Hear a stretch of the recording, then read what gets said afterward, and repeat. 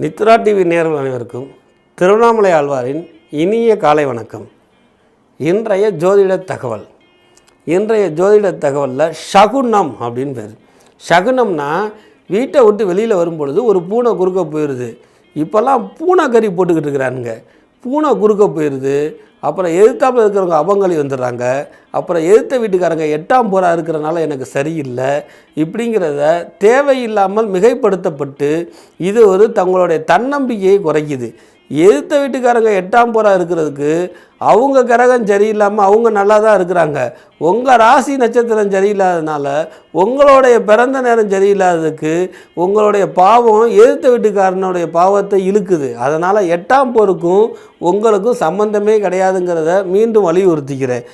அவன் பிறந்த நேரம் அவனுடைய கிரக நிலையில் அவனுக்கு தான் வேலை செய்யுமே தவிர அடுத்தவனை பாதிக்காது. அப்படி இருந்தால் இந்தியாவில் ஒருத்தனுமே இருக்க முடியாது, நம்ம அண்டை நாடே இருக்க முடியாது. ஏன்னா நம்மளுடைய கிரகம் அடுத்த நாடை பாதிச்சிச்சுன்னா அடுத்த நாடு இருக்குமா? இன்றைக்கி ஏன் அடுத்த நாடு இருக்குது?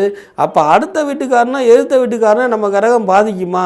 யோசிக்க வேண்டிய விஷயம். அதனால் 8ஆம் போர் அப்படிங்கிறது ஒன்றும் கிடையாது. ஒன்று.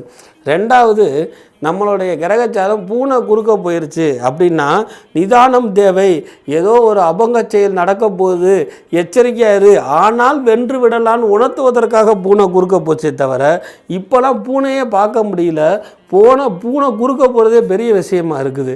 ஆதலால் தோல்வி அடைஞ்சிருன்னு ஒரு காலமும் கிடையவே கிடையாது. இது ஒன்று. ஏன்னா இந்த பூனைக்கு கூட ஒரு தெய்வ சம்பந்தப்பட்ட தொடர்பு இருக்குது.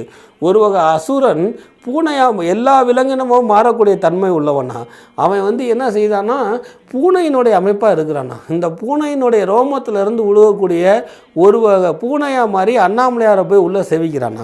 அப்படி அண்ணாமலையாரை செவிப்போ பூனையில் இருக்கக்கூடிய ரோமங்கள்லாம் உளுந்து புணுகு அப்படின்னு ஒரு வாசனை திரவியம் உருவாகுது.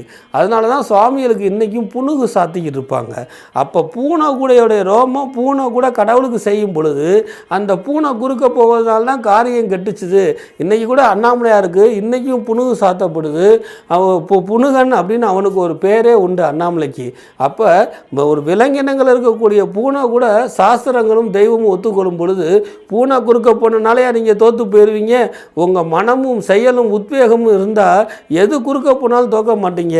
அதுக்கு சகுனத்தில் பூனதியை காரணம் காட்ட வேணாம்னு சொல்லி வலியுறுத்தி உங்களிடமிருந்து விடைபெறுவது திருவண்ணாமலை ஜோசியர், திருப்பூணம் கோரக்கநாத அடிமை டி. ஆனந்தாழ்வார். வணக்கம்.